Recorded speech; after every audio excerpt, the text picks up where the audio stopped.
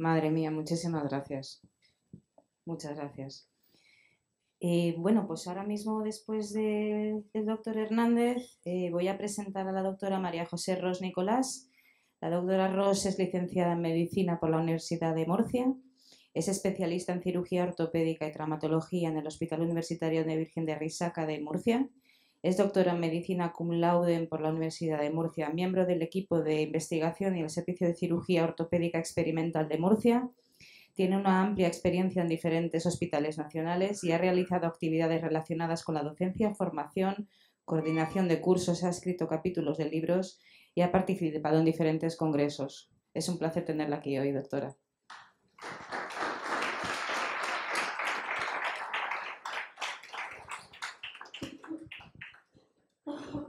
Bueno, muchas gracias, Carolina. En primer lugar, quería agradecer a la doctora Salom haberme invitado a esta charla y poder disfrutar de unas jornadas organizadas así con familias, que es algo diferente de lo que solemos hacer habitualmente. Y también agradecer a la Asociación de Displasia Ósea por estar ahí, por ayudar a los pacientes y por organizar eventos como este que nos enriquecen a todos. Bueno, como ha dicho Carolina, yo pertenezco a la unidad de ortopedia infantil actualmente del Hospital Clínico Universitario Virgen de Risaca de Murcia, que es también CESUR. Mi jefe de unidad, el doctor César Salcedo Cánovas, ha luchado mucho por el CESUR y también tenemos el Instituto Murciano de Investigación Biosanitaria, en el que se desarrollan varios proyectos de investigación. Y bueno, me voy a extender aquí, voy a intentar ir lo más rápido posible para no enrollarme mucho. Siento no hacer una charla tan emocional, va a ser más técnica, más tipo traumatólogo. Pero bueno, espero que os sirva un poco, porque hay que tener un poco de nociones de todo, ¿no? En primer lugar, pues el concepto en general, que va a ser un poco el guión de mi charla, pues es un resumen más o menos de lo que ha dicho el doctor Hernández. La displasia ósea fibrosa es un trastorno esquelético originado por una mutación del gen NAS1 con un amplio espectro de presentaciones clínicas. Hay formas monostóticas y poliostóticas puras o relacionadas con trastornos extraesqueléticos, como el síndrome de McCune-Albright. La movilidad está determinada por el desarrollo de deformidades, fracturas y dolor óseo y por compresión de nervios craneales y la degeneración sarcomatosa, que, bueno, como ha dicho él, no está del todo claro, pero puede ser. La cirugía traumatológica presenta el abordaje principal para lesiones complicadas de los huesos y actualmente, pues, como tratamiento se está estudiando la farmacología, pero todavía no está muy avanzada.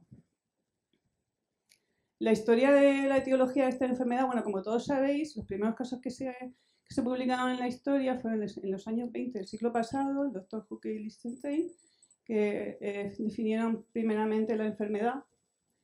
Luego, en el año 34, los doctores McCune y Albright definieron la enfermedad que lleva su nombre.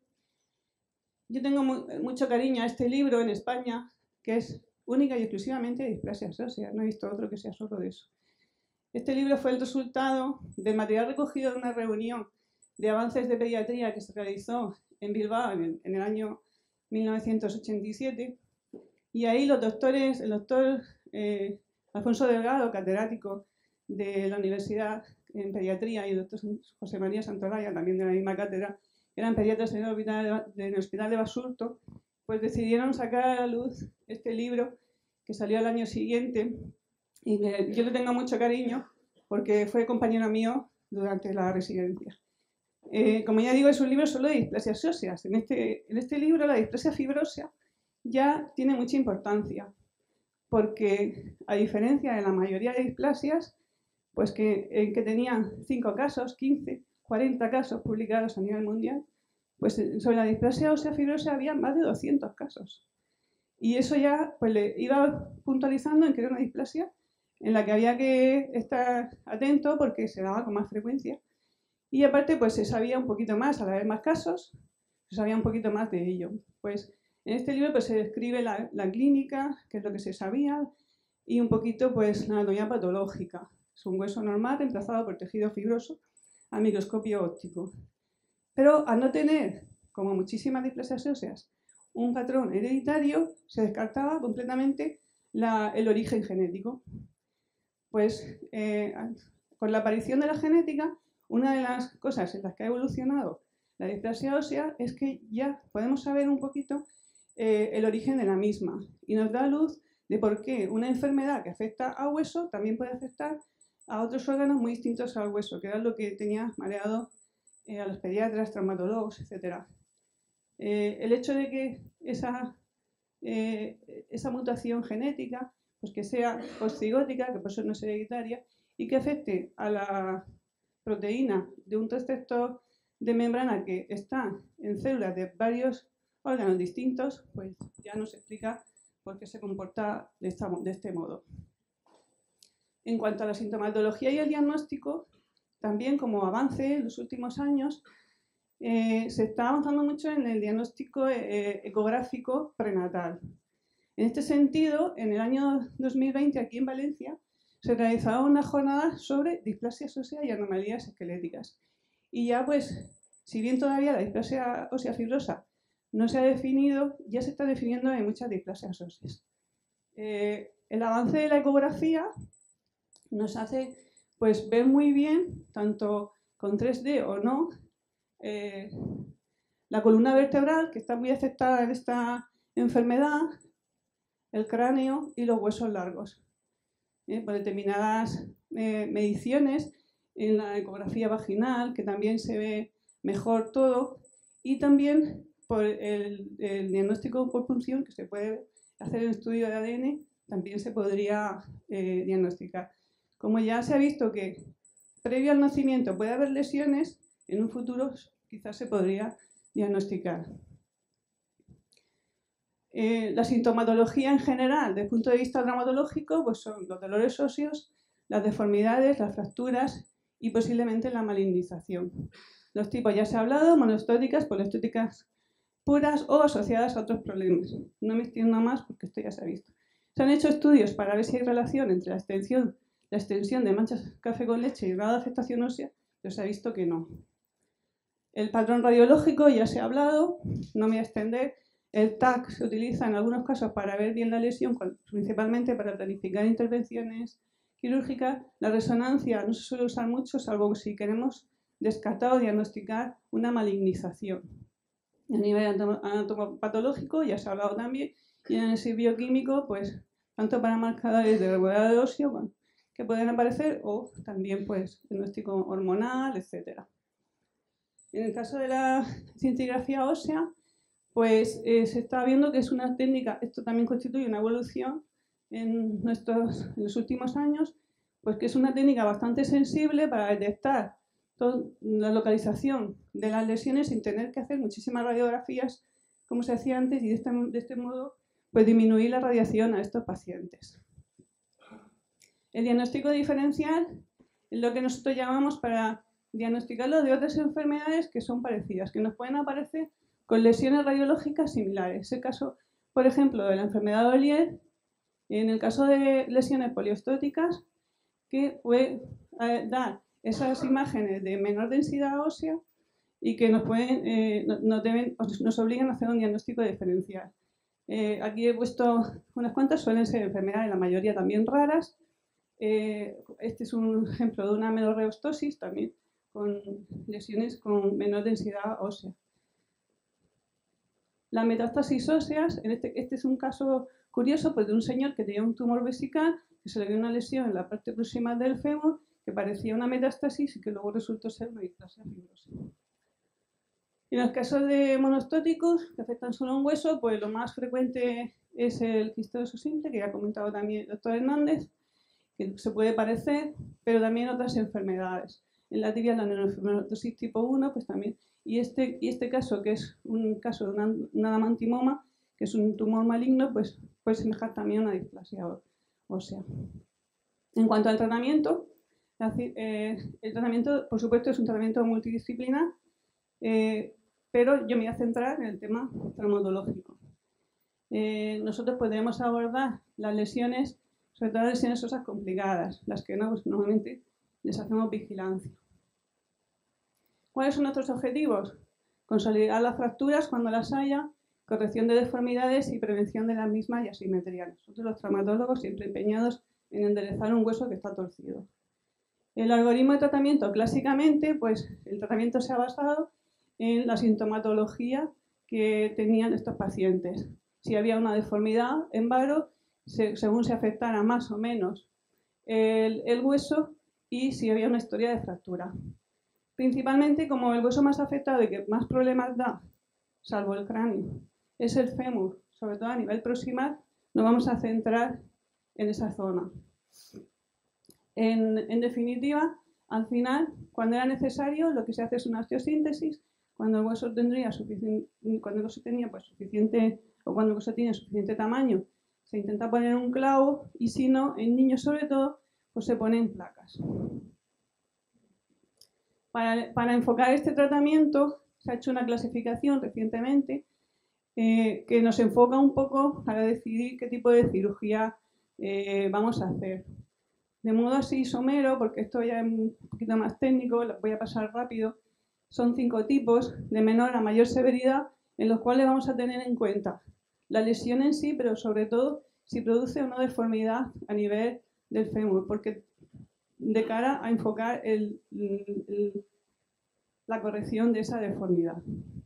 Entonces, en el tipo 1 es una lesión pequeña que no produce deformidad. El ángulo entre la diáfisis del fémur, que es la zona esta del fémur, y el cuello del fémur se mantiene normal.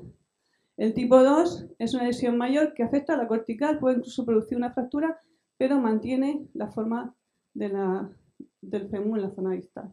El tipo 3 ya produce una deformidad en esa zona proximal del fémur, disminuyendo ese ángulo y produciendo lo que llamamos una coxa vara, una deformidad en varo. Ya tenemos un hueso deformado y por tanto más frágil, más propenso a producir una fractura en esa zona. En el tipo 4, esa deformidad se extiende más abajo en el fémur, y aunque aquí el ángulo viene a ser casi normal, nos encontramos con esta deformidad un poco más distal o más abajo en el fémur. El tipo 5 es la forma más severa, en la que la deformidad implica todo el fémur. La zona más proximal, la zona de más arriba, la siguiente, y luego como compensación también tiene una deformidad en la zona más distal. Esto, por supuesto, ya lleva a tratamientos cada vez más complejos.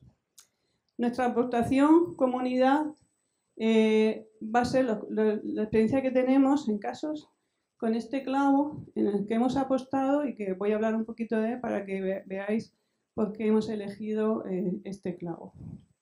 Es el clavo gap nail. Como detrás de cada descubrimiento o invención siempre hay alguna persona, pues en este caso son los doctores Galván y Parra que le dan el nombre al clavo, los que diseñaron el mismo. ¿En qué consiste? Pues es un sistema endo-extramedular. Tiene una parte que va por dentro del hueso y una parte que va por fuera, que es una plaquita que se une al fémur con tornillos o con agujas. Las ventajas del clavo es que al llevar una zona intramedular, eso le ayuda a controlar las cargas de compresión, de flexión y de torsión, dándole más estabilidad. Como para colocarlo tenemos que fresar y luego ponemos unos pernos, le da aún más estabilidad y biomecánicamente lo mejora.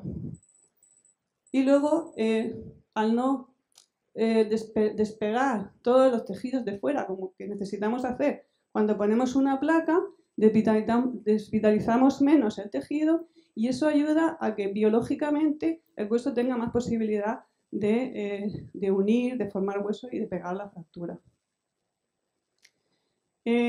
¿Por qué? ¿Qué nos aporta también este clavo? Pues es un clavo muy finito y además es un clavo macizo. Entonces, en los pacientes displásicos que tienen unos canales medulares de menor diámetro, quiere decir que la zona del centro donde se mete el clavo es más pequeña, pues se pueden poner en niños donde antes de este clavo pues eran muy grandes y no se podían poner clavos. Entonces, combina unos diámetros muy pequeños con unas longitudes bastante competentes. Y luego que al ser un clavo macizo, en patologías que tienen una disminución de la densidad ósea, tiene más resistencia y por tanto lo hace más apto.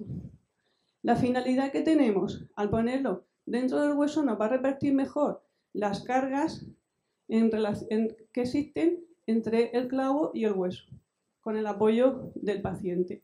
Cuando hay una placa, las cargas están repartidas por fuera en la placa y por dentro en el hueso. Y aquí está todo en el mismo lugar.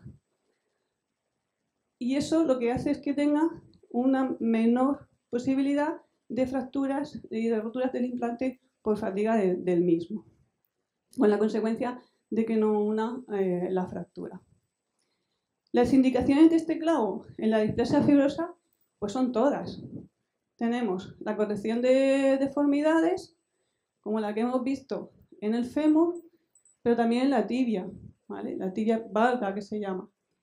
En las fracturas, puede ser diafisarias en la tibia, en el fémur, en el húmero, como la que tuvo el doctor Hernández, en las fracturas del cuello del fémur, intertrocantéricas.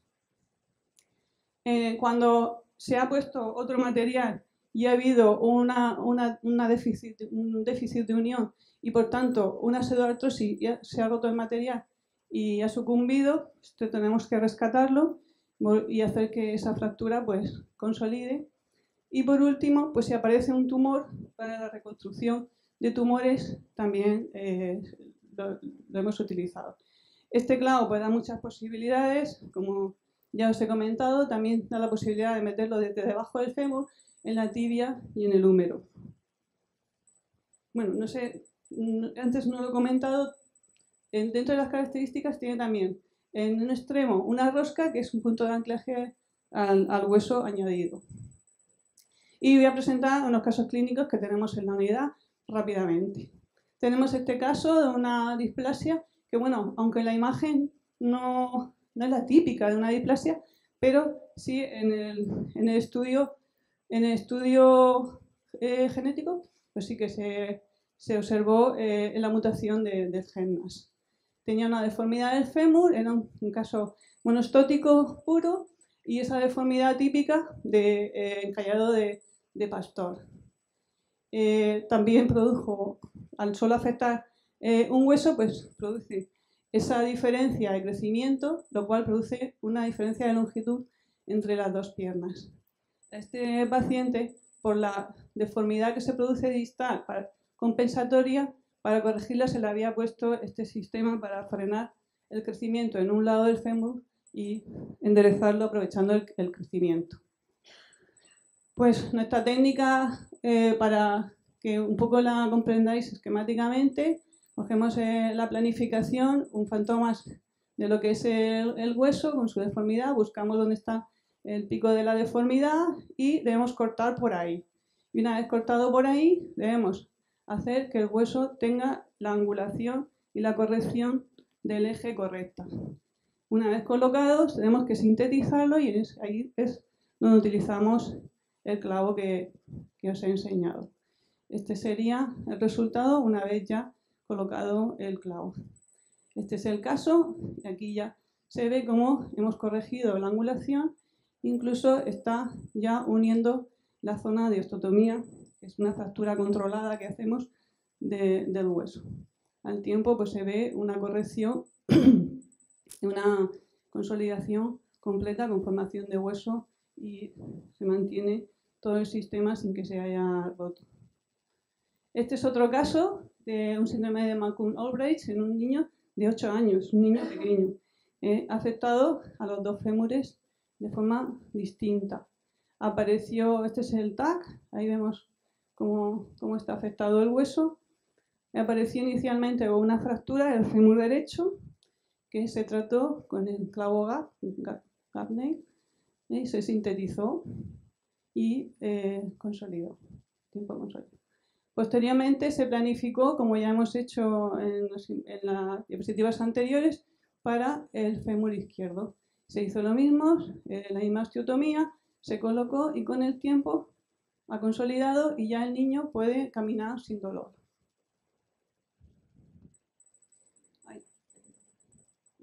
Perdón.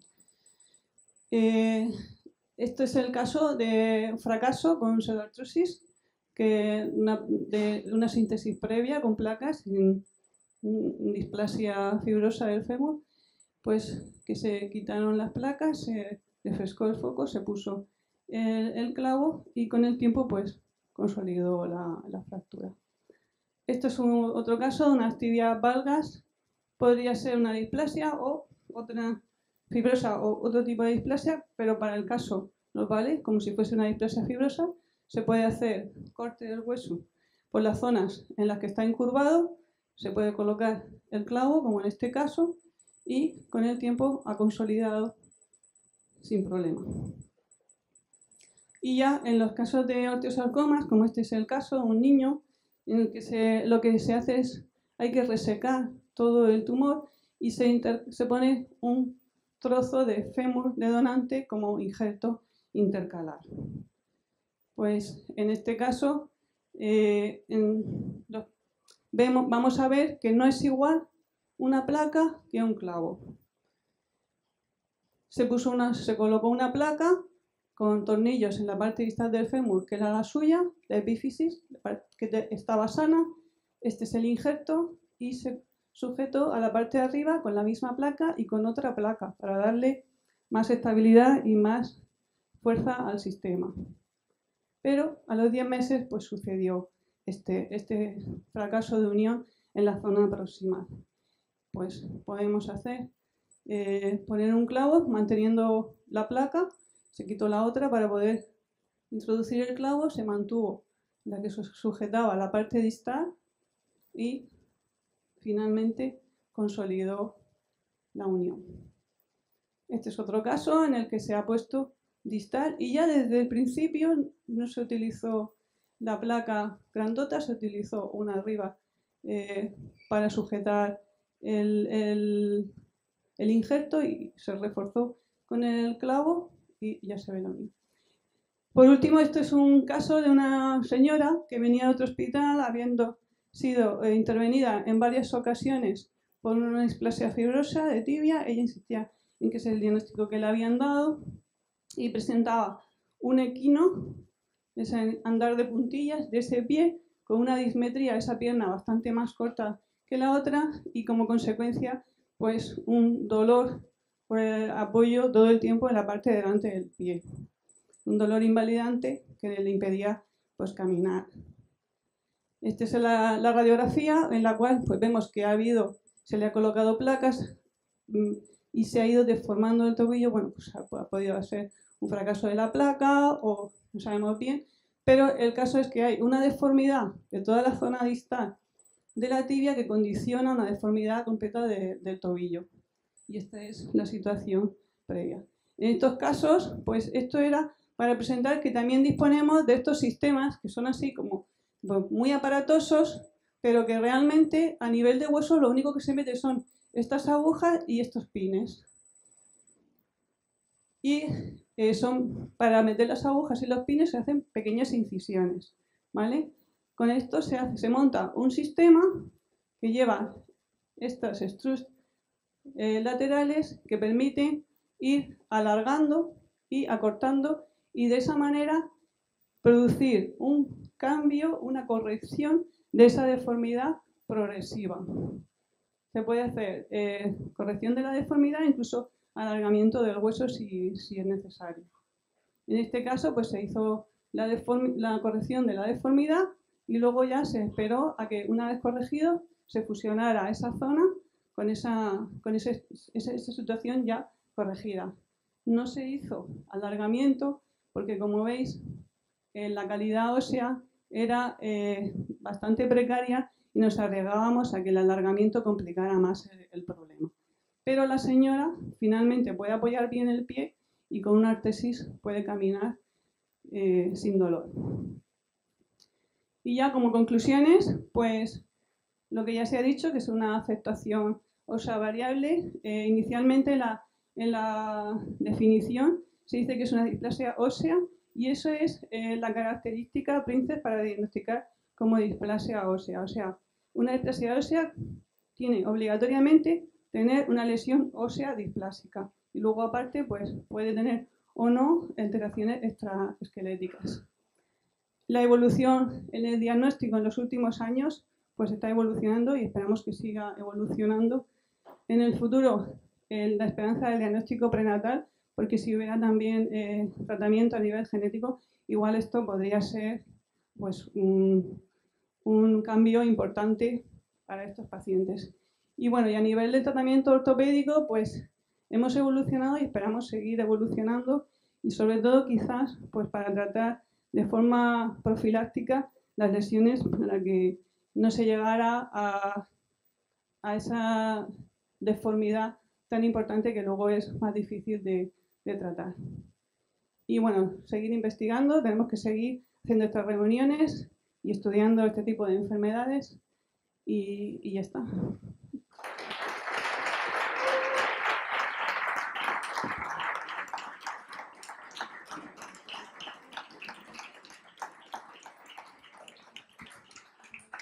Muchas gracias, doctora.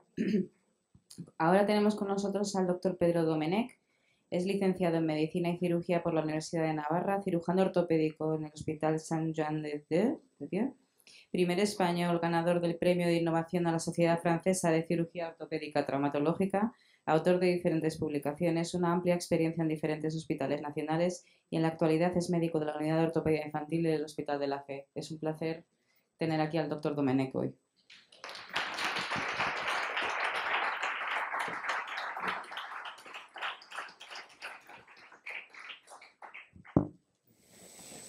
Yo soy traumatólogo,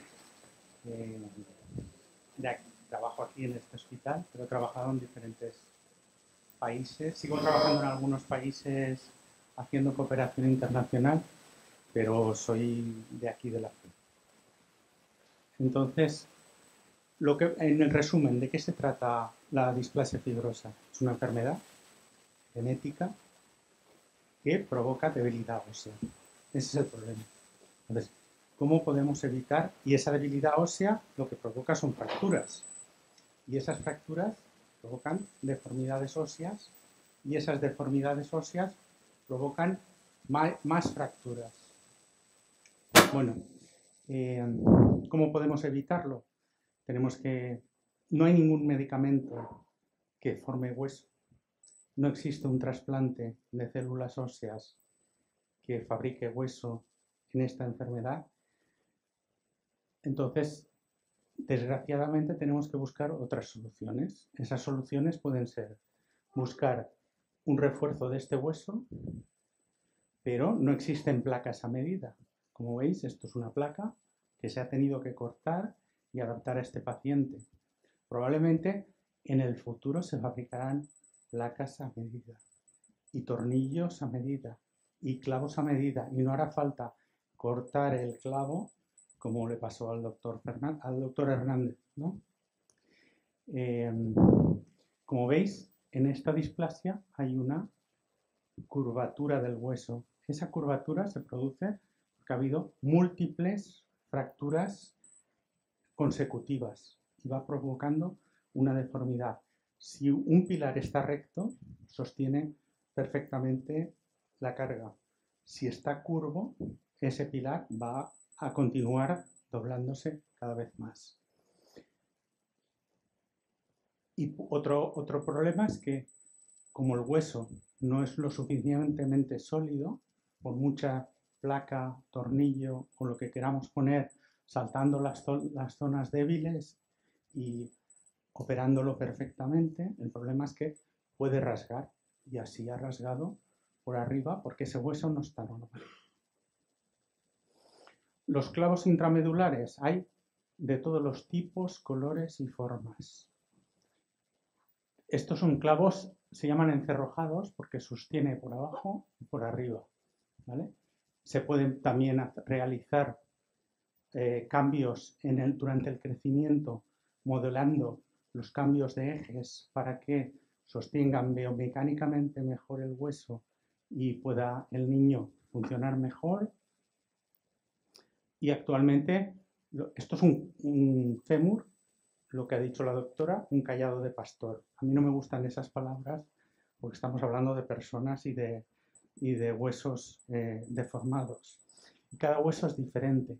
Esta es una reconstrucción tridimensional que hicimos en Barcelona.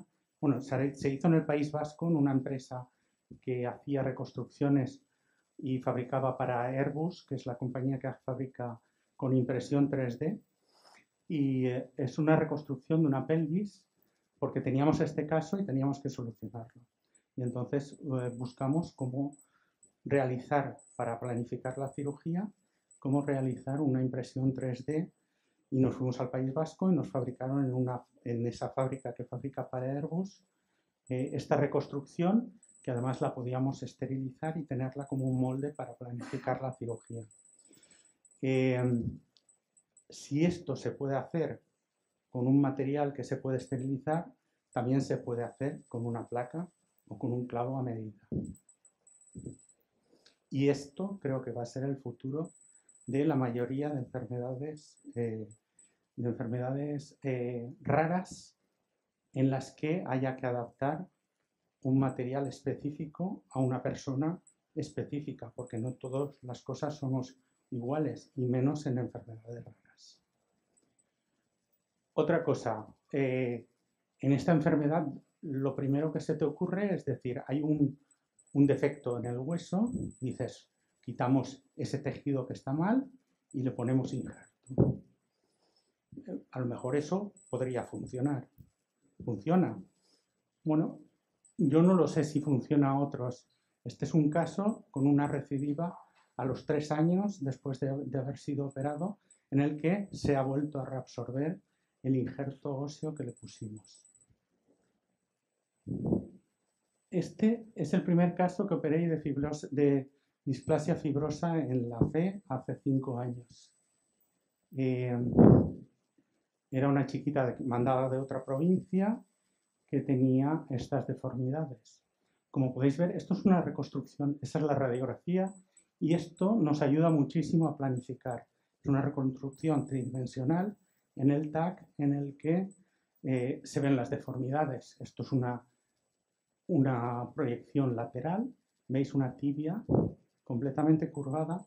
Entonces, si esto, para ponerlo recto, ¿cómo lo hacemos? Y para darle estabilidad, y además es una niña que está creciendo.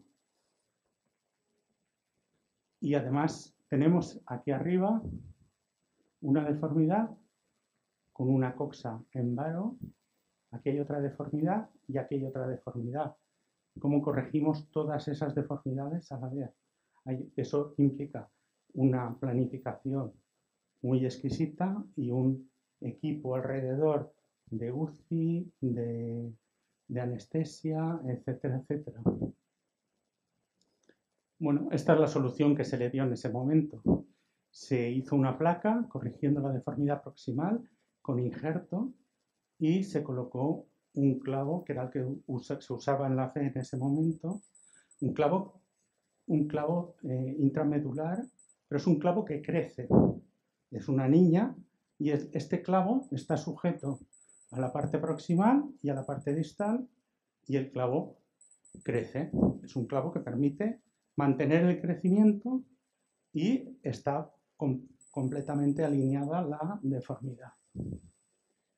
Esta es la deformidad que tenía incurvada, y esta es después de hacer varias osteotomías, aquí una, aquí otra, arriba, orientado todo, y el clavo está anclado aquí y está anclado arriba y permite deslizar un clavo sobre el otro. En realidad son 2 clavos, está hueco y permite deslizar y hace que crezca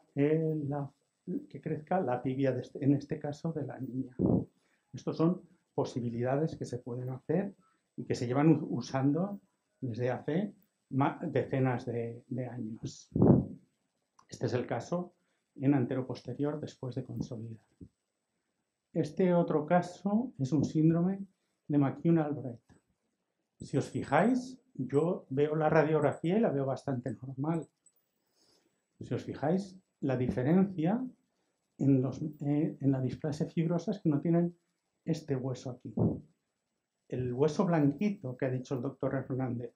Cuando el hueso está blanquito, está duro, está sosteniendo el hueso. Y entonces aquí, de momento, Esta foto está hecha con menos de un año. No se ven todavía las caderas, aunque se intuye que están en su sitio. Es de otro hospital, no es de la FE. Nos lo mandaron después. Luego nos lo mandaron, le hicieron esta foto también en otro hospital y aquí ya se ve que hay una coxavara y aquí hay una fractura. Y ahí hay otra fractura en el otro lado. Y no están unidas. Nos lo mandaron así. Esta es de otro hospital. Y con la niña con 2 años la remitieron aquí. Normalmente el ángulo entre el cuello del fémur y la diáfisis están afectados los 4 huesos, pero aquí estaba menos todavía. En el ángulo entre el cuello y la diáfisis suele ser de 125 grados en el adulto y en los niños es mayor. Si os fijáis, este tiene un ángulo de 55 grados, o sea, le faltan 70 grados de valguización, es decir, de colocarlo hacia arriba. Si uno está así, no tiene la misma fuerza que si está recto. Entonces eso iba a ir progresivamente a más y además no unía y decidimos colocarle a ese hueso, enderezarlo y colocarle un clavo que creciera, porque esta niña tenía 2 años y algunos meses.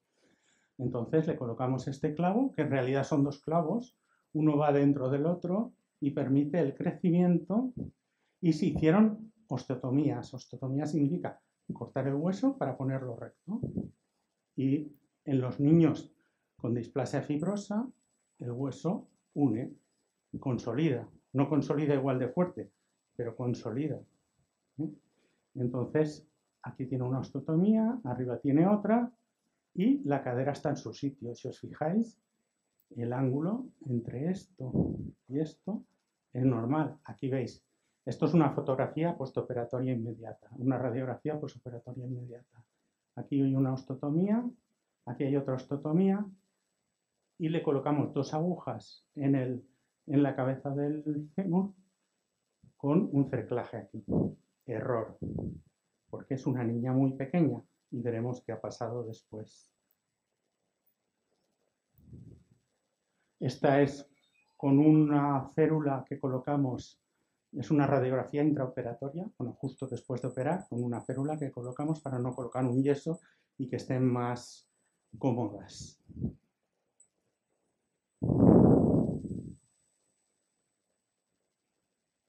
Esta fractura estaba solucionada, el hueso estaba recto, perfecto, estábamos contentísimos, pero vuelve cojeando y con problemas, con una fractura en el otro lado, y el ángulo este ya no era de 120 grados, sino que era de menos de 90 grados.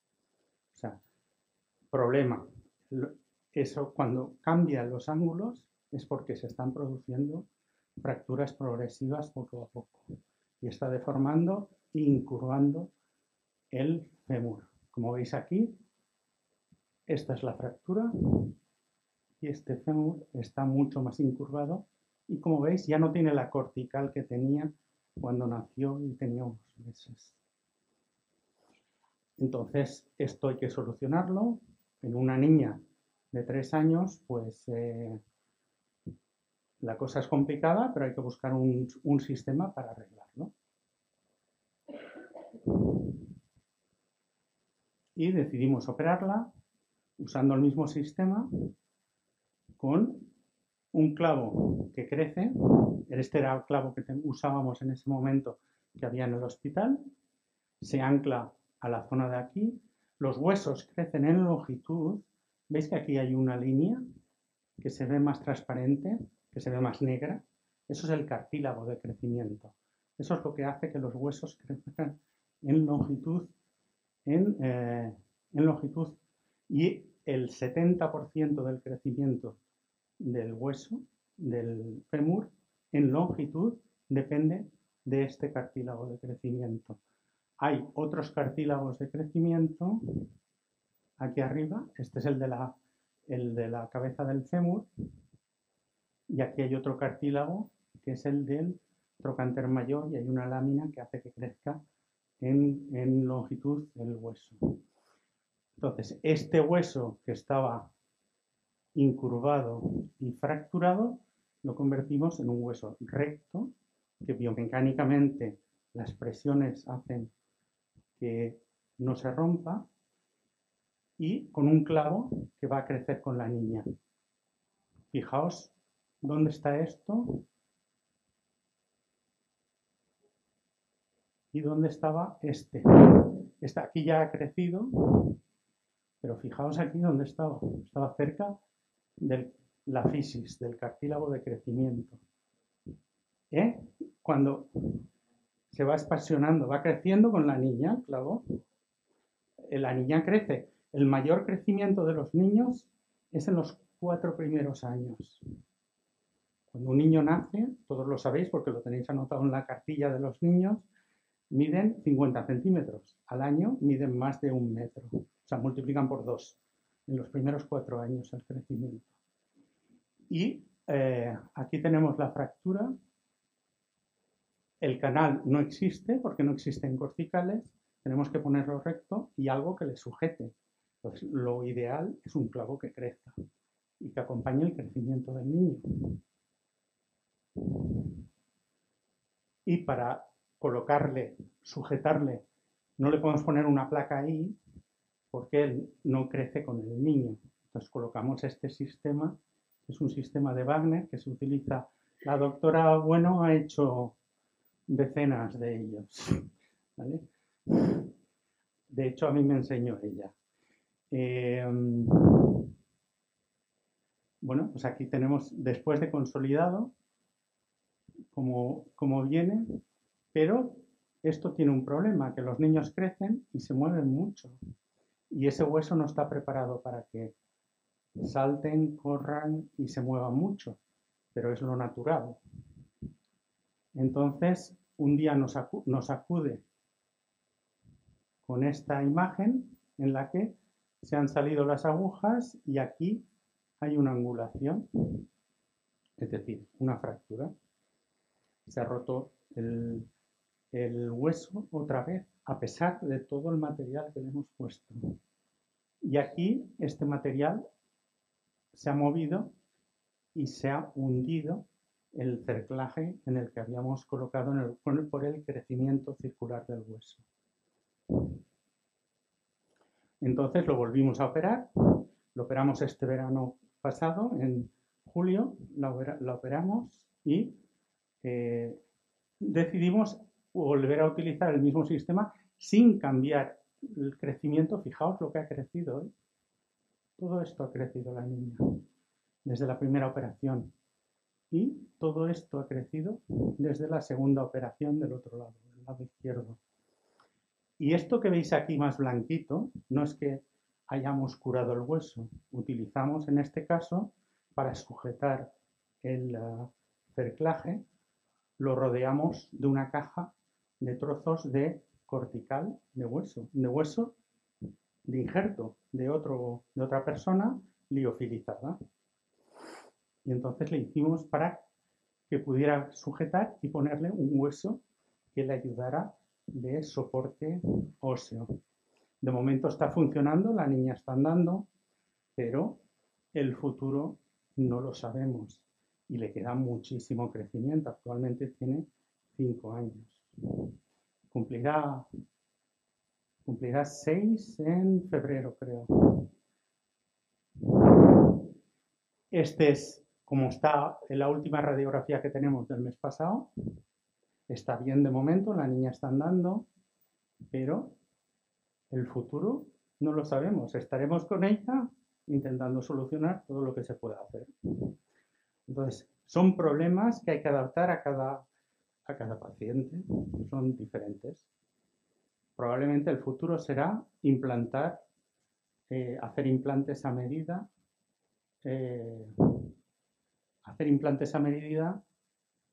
impresos en tridimensionalmente. y con materiales biológicos. Bueno.